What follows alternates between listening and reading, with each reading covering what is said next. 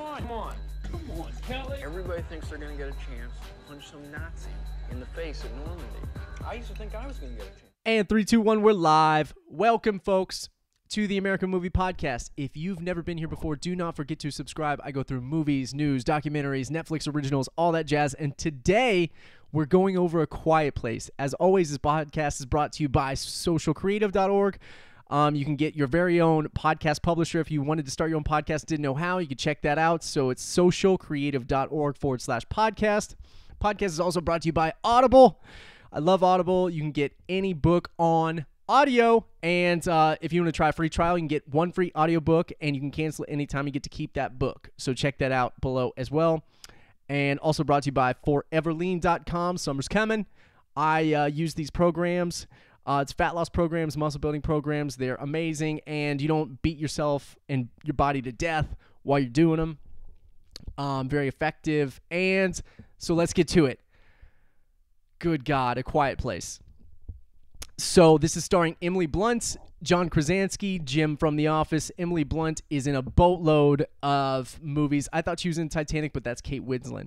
Either way, this was a Titanic movie. 10 out of 10 shushes.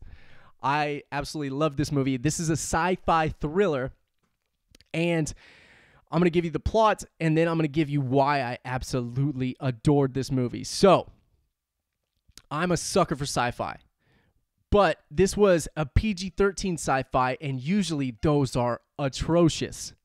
This one was amazing, okay? So, the premise is John Krasinski, Emily Blunt are married. They have a few children, and somehow this alien race infiltrates Earth, and they are predisposed to only hear sound. They are attracted to sound, and they are ruthless, brutal, and they kill on sight, and they are immensely powerful.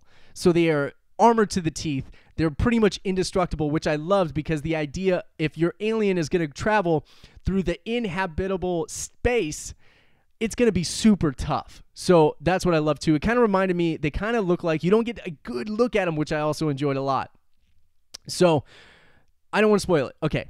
So what is beauty's in the details about this? So they can't make any sound, and the intricate elements of this movie was just amazing. It was amazing to see the thought and the intricacy of what these people and the links that they had to do in order to survive and not make any noise at all. And it was insanity. It was so intense. The entire time, you are connected to the characters in a way that you are immersed in the movie. Like, you are holding your breath at moments. You are tensed up, and you are just wondering what's going to happen from moment to moment. And that's why I loved this movie, because it captured your attention. It was beautifully shot, beautifully written, and beautifully portrayed. It was awesome. It was absolutely awesome. The chemistry between Emily Blunt and John was insane. It was so good. And the fear that they projected on screen was also just, you were in the movie. It was awesome. It was absolutely awesome. If you love sci-fi, this is one to see. This is a great one. And it's so crazy that John Krasinski, had written it, directed it, and starred in it. It was awesome, dude. It was awesome. And also what I enjoyed about this is that you get the access to the information that they only have. You don't get an overarching exposition that sets you up for this world. You're introduced to this world, and you get the only information accessible for the characters inside this narrative too, which I enjoyed. There wasn't like a pan out, kind of like World of Worlds. Spoiler alert, but it's like 10 years old. They kind of pan out, and I think it's Morgan Freeman kind of expands upon why the aliens were why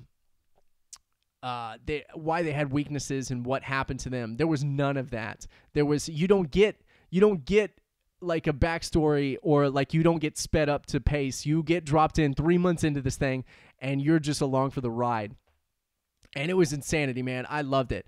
And man, it was so cool.